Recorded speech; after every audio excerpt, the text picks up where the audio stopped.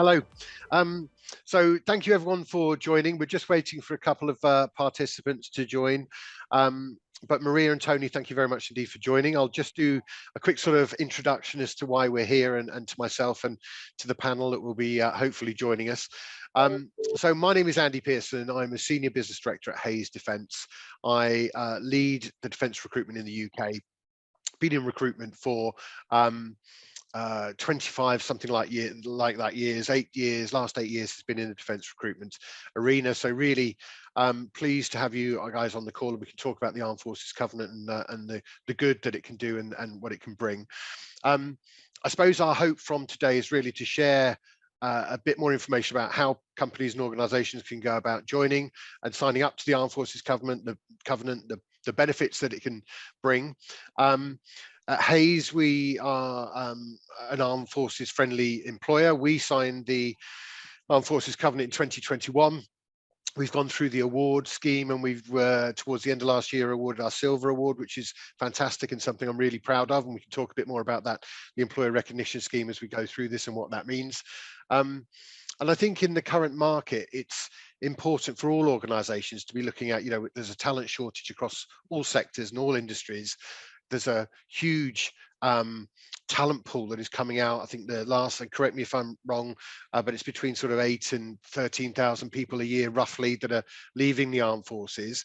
Highly trained people, solution focused, really keen and able to join new organisations and start their new careers.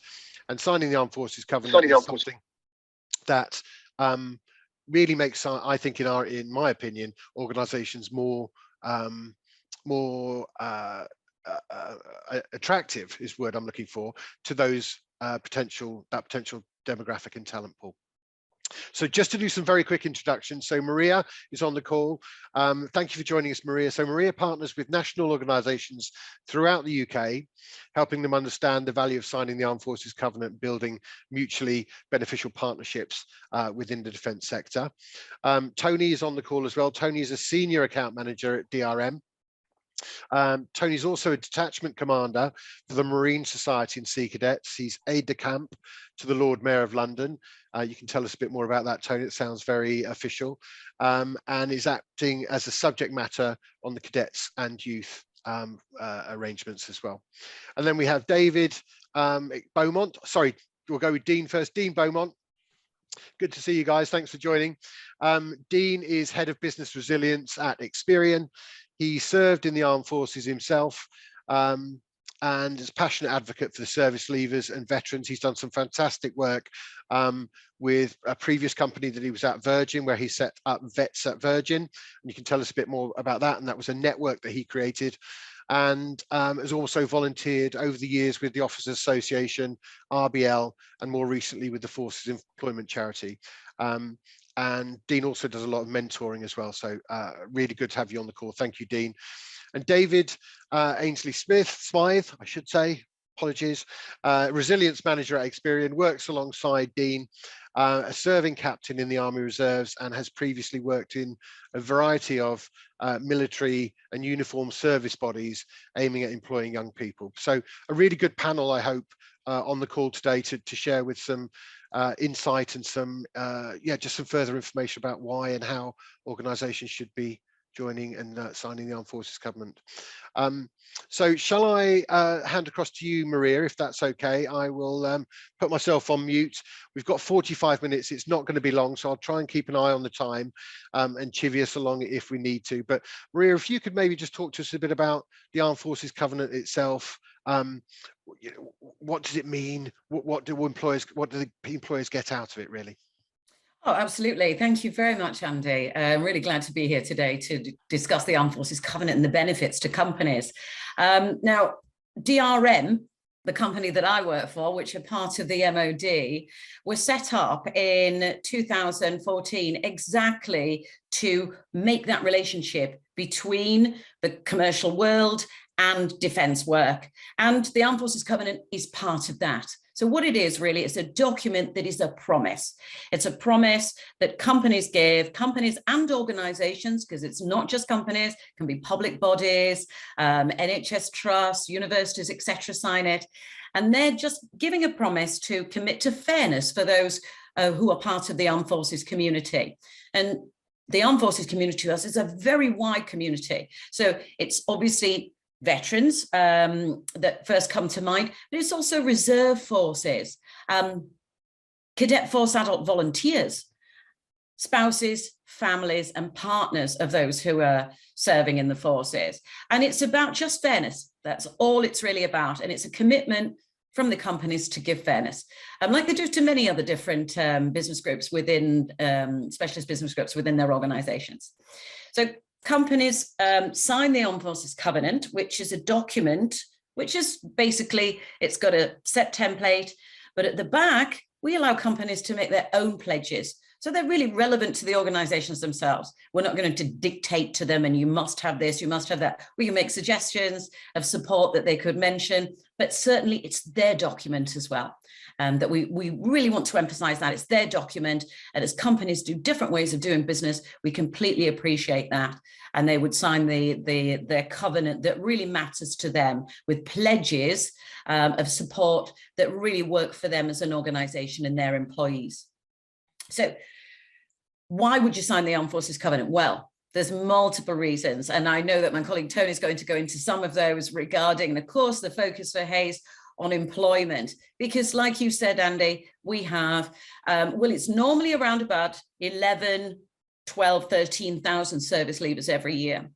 But we also have, so there's those fantastic personnel, obviously, that are looking to come into workplace. And why wouldn't employers, with the real shortage that there are at the moment for good candidates, look at those fantastic bunch of people there?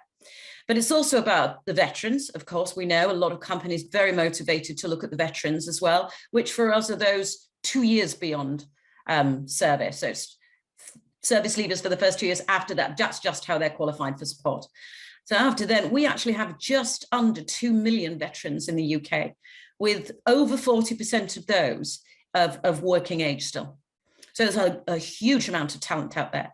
And of course, the spouses, families, partners, brilliant people as well, huge across the country numbers, which why wouldn't a company want to be involved in attracting those? And of course, one of the signals to those people is if a company or an organization has signed the Armed Forces Covenant, it's basically saying we are forces friendly.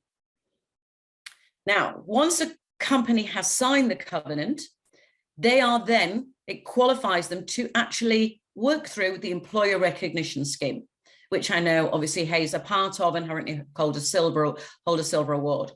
Now, the employer recognition scheme is literally that. It's defence recognising companies who are supportive in their HR policies to defence and that armed forces community. And obviously they come at bronze, silver and gold.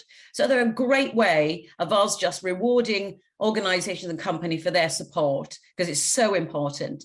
And the other thing there is that companies are then known by that big group of people, that huge demographic, are able to look at that Armed Forces Covenant, look at those awards that you've received and go, this is somewhere I might like to work. This is somewhere that will support me in my workplace. If I'm a reserve officer, I know they're going to support me with leave, etc. If you're a spouse or a partner, you know that if your partner might be deployed, that you're going to maybe get support to maybe move position yourself or work from home, various different levels of support. So it's an indicator to that group of people as well, that you are an employer that would be friendly towards them and understand their specific issues that can come up. So that's one of the major reasons. Obviously, you've got other reasons as well. We're a little bit more on the light-hearted side. And Tony's going to talk about the skills and things that people come. But, you know, we as DRM, we will invite you to specific defence events Next week, we've got Partnering with Defence at the QE2 conference in London, which is going to bring together in excess of 400 people who are all there to listen to why you would work with defence, from people right at the top in the military, to discuss then amazing networking opportunities there as well. We have more fun events, where you get to maybe run around somewhere at RAF Cranwell or RAF Halton or somewhere on Salisbury Plain, etc., where we invite representatives from the company to take part and literally see what it's like. What kind of training do people in the forces receive? And some of the employers there, to see what kind of training their reserve forces go through. And the amazing advantages that those reserve forces, that fantastic training that they receive while they're on their training exercises, etc.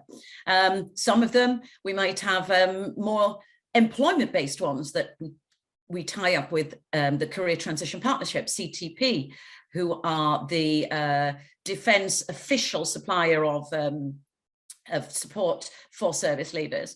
So they can work with CTP and also Forces Families Jobs.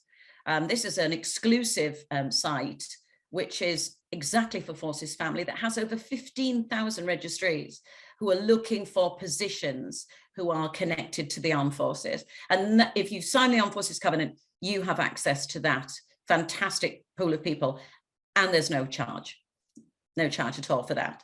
So there's multiple reasons why you would join with us and work with other Forces Family organisations, and we are currently very close to, from setup where we're at nearly zero, we're at almost 10,000, which we expect to hit by the end of March.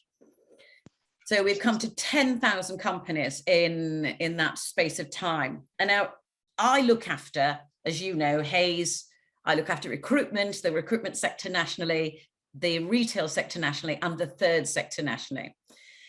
And my colleague Tony looks after the financial sector nationally.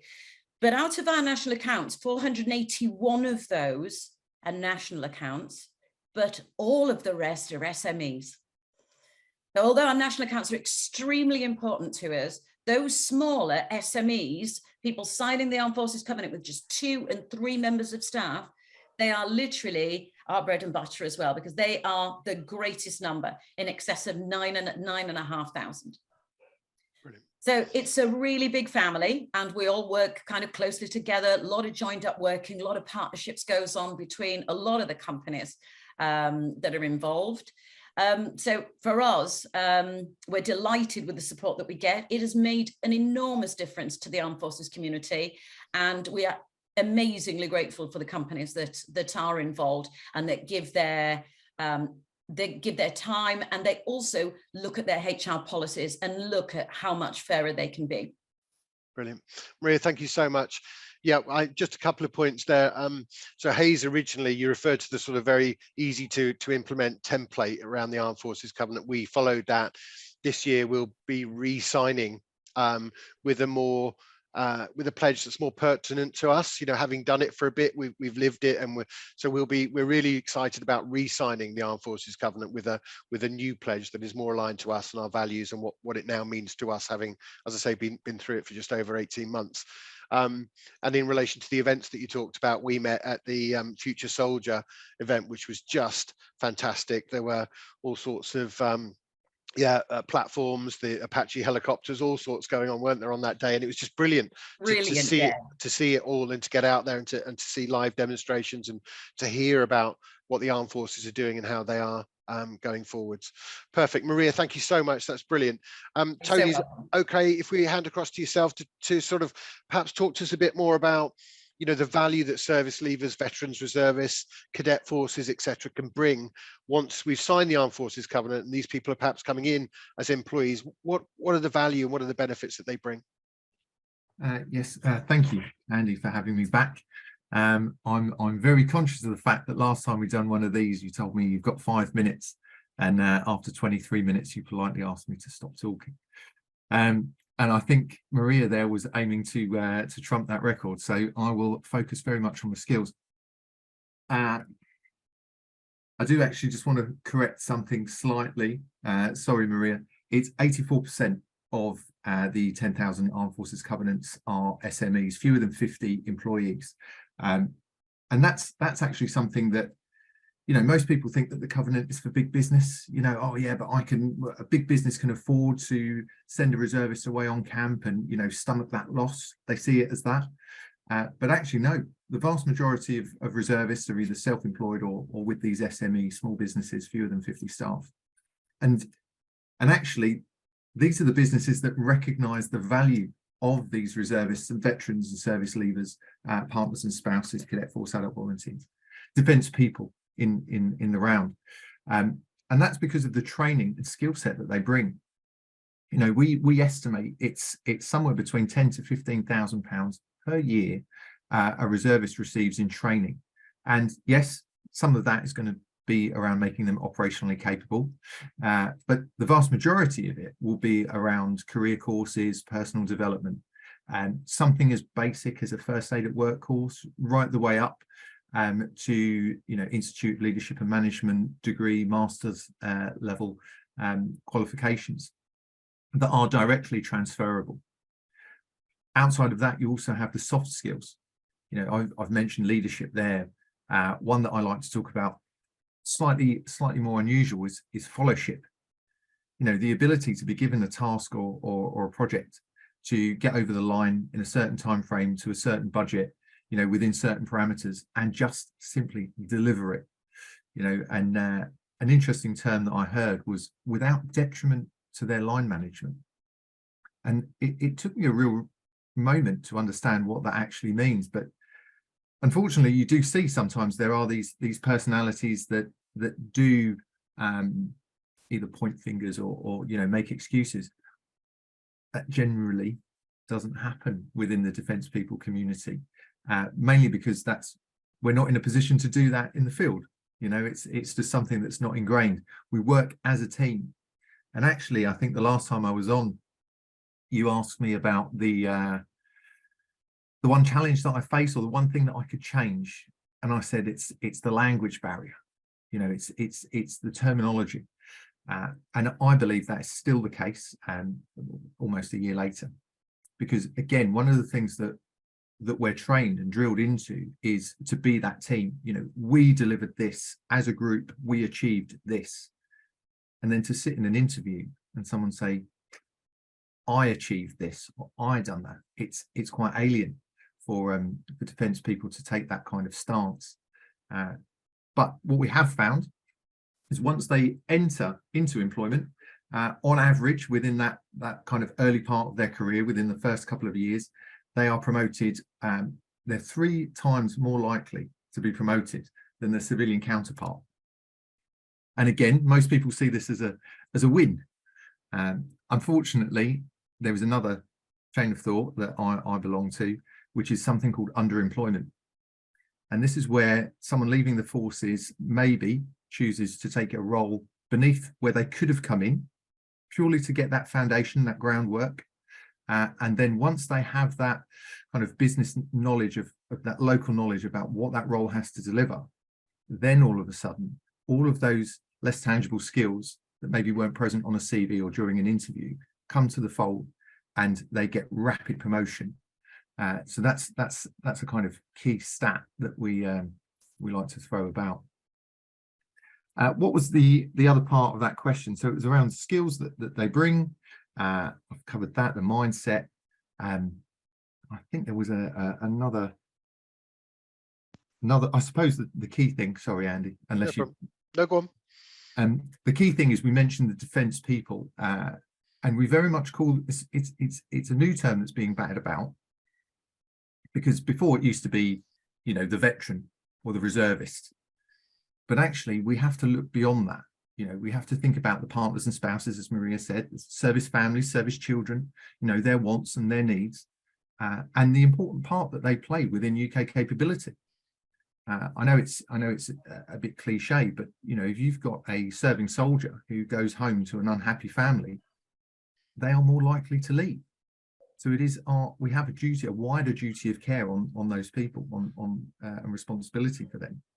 So when we talk now, we talk about defence people and how we can support them. And this is quite a change from, you know, just looking at the regular or the reservists. And there are some specific needs, you know, how a partner gets treated around, you know, their husband or wife's or partner's mobilisation and deployment outside of the UK. They're not going to see them for a year. That could impact childcare. That could impact their well-being, their mental health. So how can we as employers, how can we share that responsibility, that duty of care that we have? Because defence people, whilst we see them as our people, they're very much your people as well. You know, and we do try and work. Maria mentioned our conference next week is called Partnering with Defence. We see this as a partnership. We see this as a mutually beneficial relationship where we can support defence people, our people, but then we can also bring those benefits that they gain within service into your organisation. But then equally, especially in the case of reservists, we can take the skill set that they learn within your organisation and bring that back to defence. Yeah, brilliant. And I mean, both yourself and Marie have been fantastic in terms of supporting Hayes in our, you know, progression through and understanding of and what it can mean to us. And I think, Tony, one of the points you mentioned about, you know, the language, not just the we did this and the I and the importance of that, but as an employer or potential employer of defence personnel or defence people, you've got to sort of perhaps look at, you know, how we, you know, their CVs, you know, does it translate across their job titles? Are we aware of what that task, what that rank, what that role actually means within the armed forces? Is our interview process accommodating of that? They won't have the same perhaps competence, you know, if we look at competence-based interviews, for example, they won't have maybe the same set of commercial experiences to draw on. And I think that's really important. And we tend to work, certainly internally at Hayes, we've looked at what we do there around when we are recruiting defence personnel for our business, but equally when we're working with customers around, you know, just making sure that they have adapted and considered some of the things that maybe we need to think about as we're hiring these personnel and tapping into that. Definitely. And also you have to think about the demographics, but specifically when we're talking about service leavers and veterans, of the, let's say, 12,000 service leavers, it zigzags. You know, COVID, we saw a decline in numbers of people leaving, then we saw a little peak. Now with, you know, cost of living and threats of recession and all that kind of thing, we're seeing it level off. And I've lost my train of thought there, which is always fantastic. But the point being is, no, I've completely lost that. It'll come back to you, I'm sure, because I'm really lost for words. It'll come back to you. I think it's going to be about service leavers, Tony, and how many of those are for work, available for work, who are coming into the workplace. Potentially, but I have completely lost it. So, you know, it's over to you, Dean. Totally brilliant. Thank you. Dean, can we come to you and just talk to us a bit about your experience today? You've done some amazing, some really credible things, obviously, with both Experian and with Virgin. So from a, you know, from an employer perspective, just perhaps talk about that and the experience you've got and bring what value it brings bringing these people in firsthand. I can't hear you, David. I don't know if everyone else can.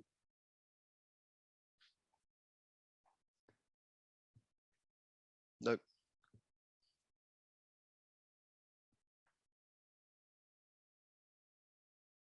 Slight technical issue here. There we go. You're in. Yep. Yay, sorry. Problems technical. Sorry, we have overcome that. So if you haven't, as an employer, if you haven't already got a network group or an employee resource group within your organization, I would very much urge you to get one. So my journey, and let me just try and encapsulate this in a few short minutes, was that when I left the armed forces back in 1997, yes, I really am that old, I had an experience where I came out from an organization where you know everybody knows you have your kind of immediate support network all around you, and there are many things that you didn't realize you have to navigate that you do. Tony mentioned things around language, for example. The forces have got an awful lot of slang, even between themselves. that doesn't necessarily translate across into civilian world. And also the civilian world, especially latterly corporate speak and babble, is somewhat confusing for service leavers who may have never encountered it, especially if they've joined the service straight from school, for example. And my initial thoughts around setting up a network were when I was at Virgin Money, and a small group of guys joined directly on a scheme that we were running to employ service leavers.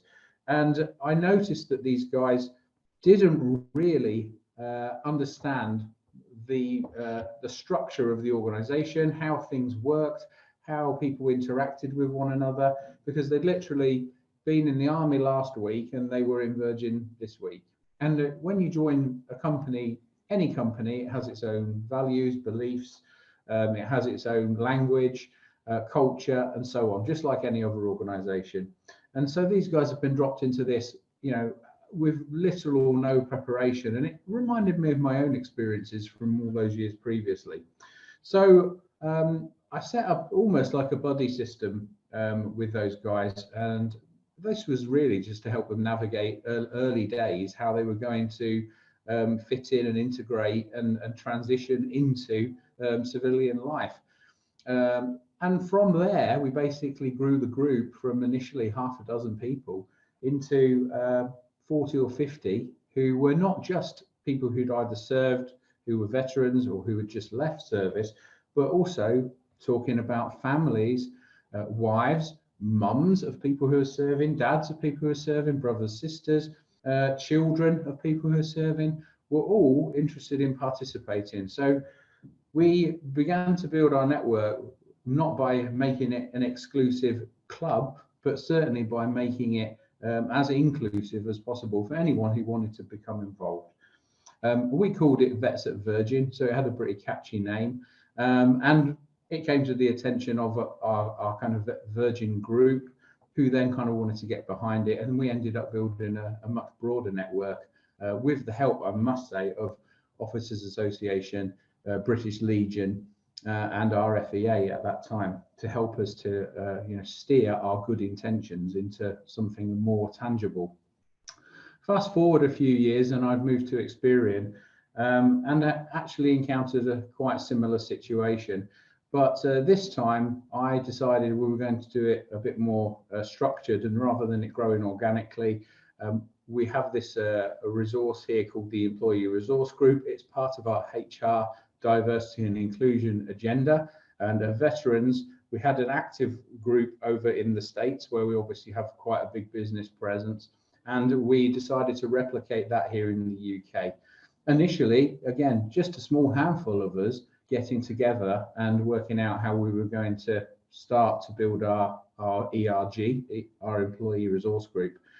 And from that, we were supported very ably by our HR department, who were really, really on board with us trying to build this, alongside other groups.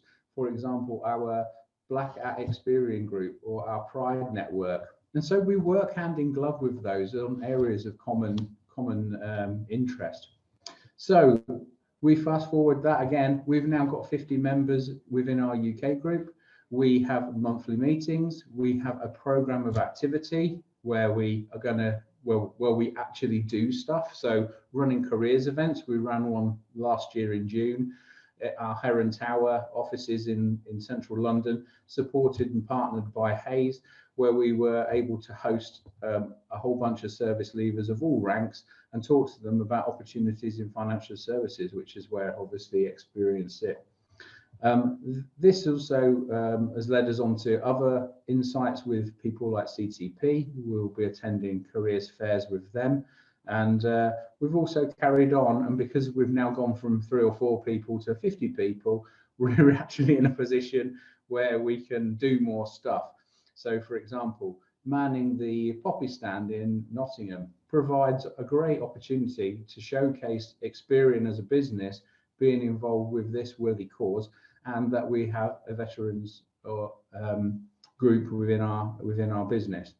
And of course, people like to come up to us and talk to us about that. So of course, you know, it's a great thing for your business, that not only are you doing these good works, but you're being seen to be doing these good works, and it certainly creates a very positive ethos.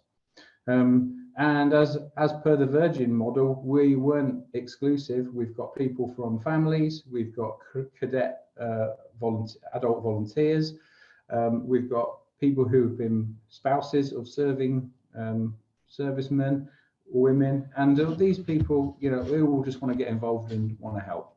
It's a great way to leverage that goodwill and move it all in the right direction for the people that you know, who need our help.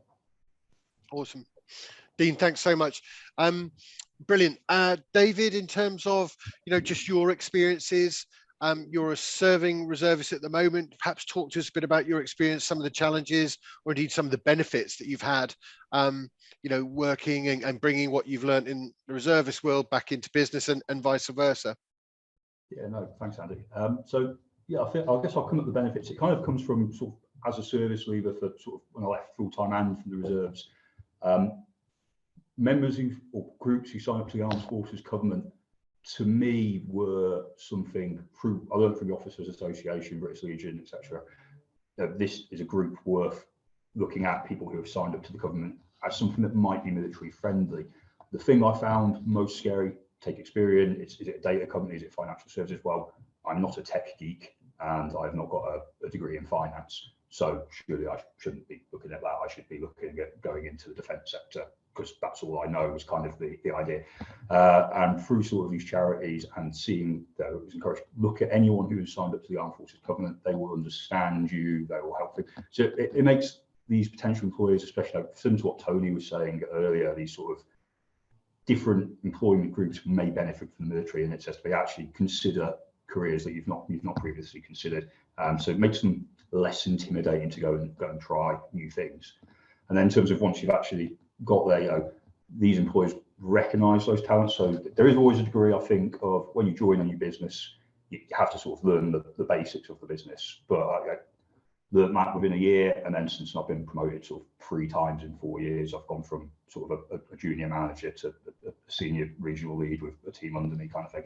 And that is very much on the back of my experience in the military, you know, being an infantry OC at some point. So, you know, it plays hand in glove, but I was intimidated by the idea of this is the wide world of business. Where do I go to from here? So I think potential employer groups, you know, thinking of signing on Forces Covenant, it does enable that diversity. So if you sign up to that, it says that not that you will hire or preferentially hire ex-armed forces or serving reservists, but you would consider them. And so as a reservist, I find that very comforting. So I'm encouraged to apply, and I'm encouraged to explore the role. So it allows you a diversity of candidates at the interview stage, if nothing else. Not saying you have to employ them because you signed up to the Armed Forces Covenant. And then equally from my side, once I'm actually in, again, it makes me feel like I've got room to grow, and I can grow, and I do bring experience, or, you know, based on my own experience within Experian, certainly, you know, I've done fairly well out in the back bit, and that is 99% probably down to my reserve training ongoing, and also my previous when I was in full time. All of that together is like, it does benefit you as an employer because I'm getting free training. You know, staff college is a variation, I guess, of sort of management courses in Civvy Street. You know, I much prefer the training I receive in the military to sort of the program training I get in Experian. Got my experience in here that, but yeah, I find that more beneficial. And again, it's diversity of thinking. I'm not getting the same management courses that my peers are within Experian who come from a sort of civvy background. So it's great benefits as an employer. Moreover, sort of as a reservist, I find it great from my own selfish reasons. You know, I do get extra days off from Experian. It's a big company, so it allows a few extra days off to continue my role as a reservist. So I do extra planning, etc. So I love it. It encourages me to stay. You know, it's a big part of sort of why Experian is able to retain me. I am allowed this extra time off, and it's recognised that, you know, if I want to mobilise and stuff like that, I can do that. So I very much enjoy that. Appreciate, you know, I think again Tony sort of outlined small companies. You don't have to do that. I know lots of friends in the reserves who it's seen as a benefit, but they are very much a company person. The reserves, and a lot of people I think will say, reserves, we treat the reserves as a bit of a candy pot. It's not our main job. We've got real lives. It's almost a hobby in a lot of cases. Reserve bigwigs probably don't like me saying that, but we do treat it like a hobby in a way, but it does bring us sort of benefits at the same time. So it does work. Yeah, I'll sort of round it off there, I think, and sort of the aims of discussion. But yeah, I think the covenant does encourage me to enjoy it, and diversity of sort of your candidates and potential employees for any groups is well worth doing from my point of view. Awesome, David, thanks so much. And as a collective now, I mean, it's hard to think of any reasons why an organisation wouldn't or shouldn't sign the Armed Forces Covenant. Can you think of any at the moment why? It's easy, it's straightforward, it costs nothing. Are there any, in your experience, have you ever met, Maria, Tony, have you ever met any resistance from organisations saying, no, we're definitely not going to sign this? So I did have one, and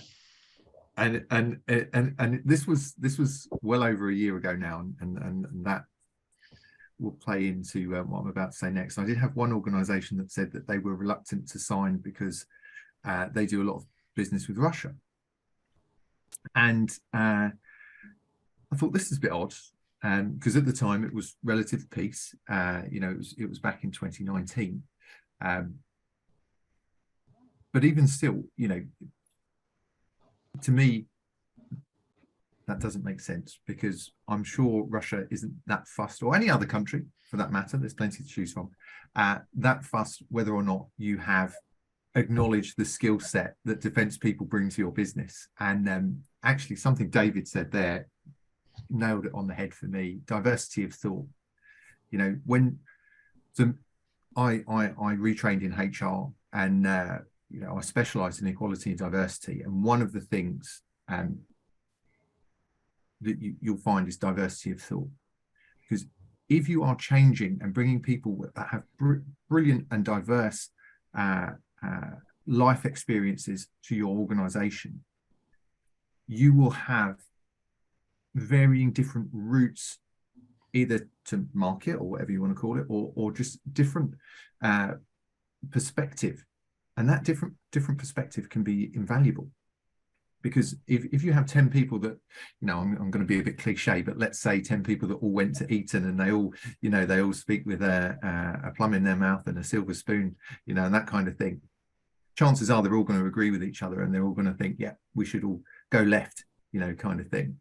But actually, if you have 10 people that have varying different backgrounds, different experiences, whether Dean mentioned some of the other ERG groups that he's worked alongside, this is why we do it. It's acknowledging that diversity of thought empowers your business to operate in ways that you wouldn't have if it was all the same people, making the same decisions, and that's one of the key things for me. But yeah, in terms of resistance to the Armed Forces Covenant, apart from that one really random one about Russia, there isn't, because like Maria said, there's no cost involved. It's not about cost. It's all about not disadvantaging those that served and their families in 5 different areas. And the 5 areas that we talk about are education, healthcare, housing, well-being, and why we're here today, employment. That's what we're asking for. It's just that not to be disadvantaged. So it could be a partner or spouse that has a bit of a mixed CV career, where they've had to change role every couple of years, or there's not been a consistency. It's because they've had to move around. My background's Navy, so they've been a partner down in Portsmouth, and then they've been transferred up to Faslane or something like that. They're going to have that. So it's just acknowledging that there might be some differences, some nuances within their CV, but actually the benefits vastly outweigh any potential questions or queries that you might have. Brilliant. And again, to anyone really in the panel, once a company, as an organisation, has signed the Armed Forces Covenant, how do they bring it to life? We've talked a bit about maybe the working groups and the communities and that sort of thing, but what are some of the benefits over and above making the pledge and making themselves more visible, more attractive to defence personnel. Maria, in your experience, what are some of the benefits then and some of the things that companies can go on to do that really add value?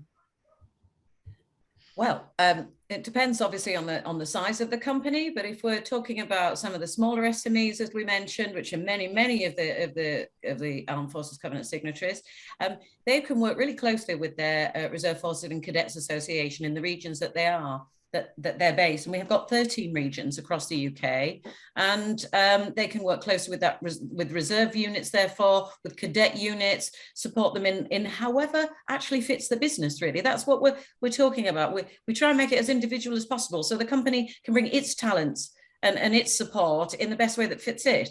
So it could be equipment, it could be things like that. It could be funding a new location. It could be just turning up to support and show support visibly, vocally in the region for this. But we don't force that. Organisations choose the support they want to give once they've signed the covenant. There are those that have the impetus, and what wonderfully helps is the network that the chaps were talking about earlier. There's an internal network. Once that gets those wheels going, it gets moving, they can really create amazing things within the companies, and amazing support, and they will drive a fantastic company awareness and company participation in some of the things. But they range enormously from, say, for example, an organization might support recruitment, things like you do, Andy, and come up with new ways of working. And defense likes to listen. You know, we like input, and we like to listen what companies have got, because this is a partnership. This isn't us dictating, this is us working together, and we trying to understand, you know, what business needs, what do they need from us as well, and what do we need, and working closely together on that. So we literally leave it to you. What way can you support? We can make suggestions, but what ways can you support us? And it's normally bringing your best talents and your company's best abilities to what we need. Yeah, brilliant. And Maria, if you know I think, you know, I'd be really happy if after this session we got 1, 2, 5, 10 companies to sign the Armed Forces Covenant, you know, and start that legacy. So just talk us through, what would the next steps be? It's really simple, I know, having been through it, but just talk us through it. What if they wanted to sign up? What would they do? What would the next steps be? Well, I can see that you've actually got on your screen there, you've got the actual website there, the armedforcescovenant.gov.uk, which gives all the information that you need. But let's tell you in person instead. So if you're a smaller organization, you would be in touch. If you put an inquiry in through that way, you would be in touch through your local RFCA, and they may arrange a signing event with you. But you might want to sign on the actual website, and you can do that. You can print off the document, scan it back in, and send it in. You literally can do that. It can be as easy as that. Now, for bigger organizations, this is where it becomes a bit more, a little bit more. So the larger employees, etc. Sometimes we normally like to make a bit more of a fuss about it, which I think Hayes, you did as well, Andy. So we like to maybe arrange a signing event.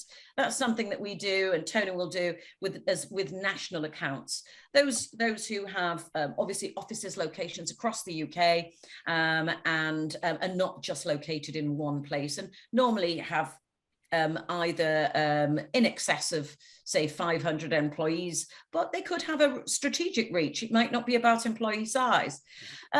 And those organizations would be in touch and be allocated a national account manager, and we would work through a process, and we would bring a defence co-signatory and work up to sort of an event which looks again as the company wants it to look. So it's your event.